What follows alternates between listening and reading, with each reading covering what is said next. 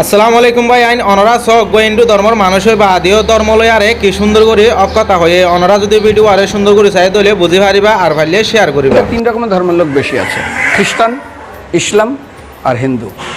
100 জন খ্রিস্টানকে যদি একই প্রশ্ন করে তোদের ভগবানকে, একবারই বলবে আমাদের ভগবান ঈসা মসীহ, যিশু খ্রাইস্ট। মুসলমানকে জিজ্ঞাসা করবে 3 থেকে 5 মানে মৃত্যুর আগে পর্যন্ত, যাকে এই তোদের ভগবানকে, একই উত্তর দেবে, ভাই আমাদের ভগবান হলো আল্লাহ। হিন্দুদেরকে যদি একই প্রশ্ন করা হয়, ভাই তোদের ভগবানকে, কনফিউজ। 100% হিন্দু 100% কনফিউজ, জানে না ভগবানকে।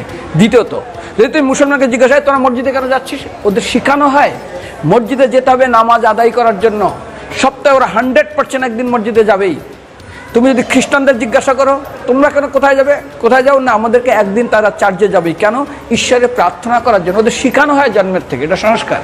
আর হিন্দুদের যদি জিজ্ঞাসা করে তোমরা মন্দিরে কেন যাচ্ছ, হ্যাঁ আমার ছেলের বিয়ে হচ্ছে না, আমার মেয়ের বাচ্চা হচ্ছে না, আমার বাবা হসপিটালে আছে, কালকের আমার মামলার ডেট আছে, আমার ব্যবসা খুব খারাপ, আমার শরীর খুব খারাপ।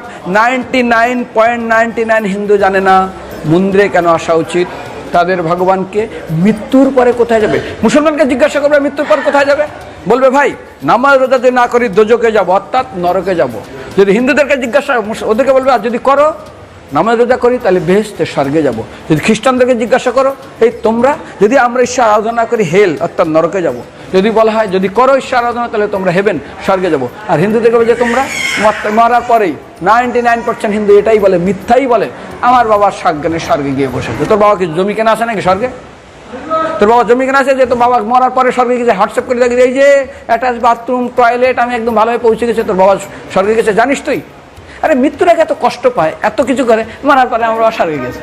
আরে যখন পুলিশে কোনো কয়েদি কোনো অপরাধীকে ধরে 2-4টা ডান্ডা মারে, তারপর থানায় গিয়ে আরো ট্রিটমেন্ট করে, তারপরে কোর্টে বিচারে, তারপর জেল খাটে, মৃত্যুর আগে এত কষ্ট করে আমরা মারা যাই, মারা পরে আমার বাবা স্বর্গে গিয়ে বসে আছে, ওর বাবার জন্য জমি কেনা আছে। না, এরকম বলা যাবে না। এই জন্য আমাদের শাস্ত্র বলে পরলোকগত, স্বর্গীয় বলে না।